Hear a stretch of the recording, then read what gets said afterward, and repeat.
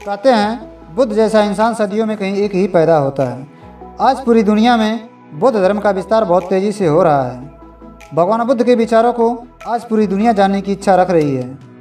कहते हैं बुद्ध के विचारों को कोई भी इंसान आसानी से नहीं समझ सकता है। उनके विचारों में बहुत गहराई होती है।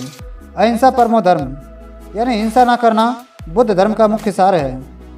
तो फिर क्यों बुद्ध धर्म के शिष्यों को एक बार मांस खाना पड़ा? चलिए जानते हैं इस कहानी के माध्यम से।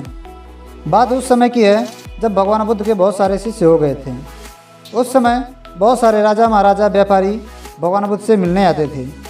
भगवान बुद्ध से जो भी व्यक्ति उस समय मिलने आता, भगवान बुद्ध उन्हें दीक्षा देते थे। उस समय भगवान बुद्ध जंगलों में रहते थे। उनके बहुत से सारे शिष्य मांस का सेवन करते थे। तब भगवान बुद्ध ने एक नियम बनाया कि कोई भी भिक्षु मांस का सेवन नहीं करेगा।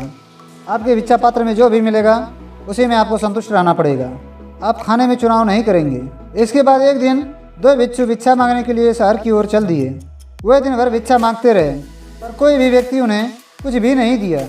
दिन बीत गया और शाम होने लगी, पर उन्हें भिक्षा में कुछ भी नहीं मिला। अब वे दोनों खाली भिक्षा पात्र लिए वापस लौटने लगे। वापस लौटते समय जब वे रास्ते में आ रहे थे तो एक कौवा अपने मुख में मांस का टुकड़ा लिए आकाश में उड़ रहा था। तभी अचानक वह मांस का टुकड़ा कौवे के मुख से छूटकर भिक्षु के पात्र में जा गिरा। यह देखकर भिक्षु बहुत हैरान हो गया।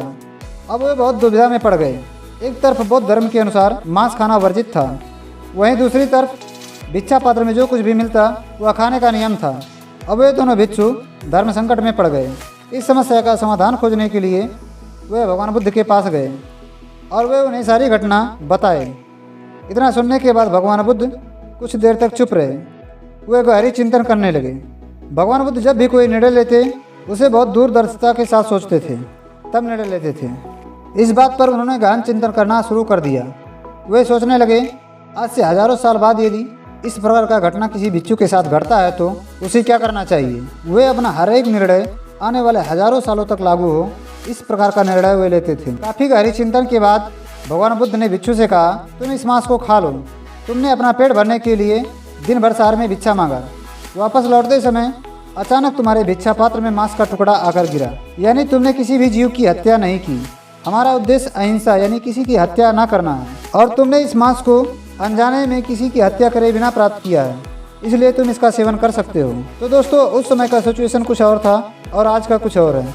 आजकल बहुत सारे भिक्षु मांस का सेवन करते हैं, जिसमें उन जीवों की हत्या जानबूझकर की जाती है। तो आप हमें कमेंट बॉक्स में लिखकर बताएं, बुद्ध धर्म के नियम अनुसार भिक्षुओं को इस प्रकार का मांस खाना उचित है या नहीं। तो दोस्तों, आज की वीडियो में बस इतना ही। मिलते हैं फिर अगली वीडियो में, तब तक के लिए नमस्कार।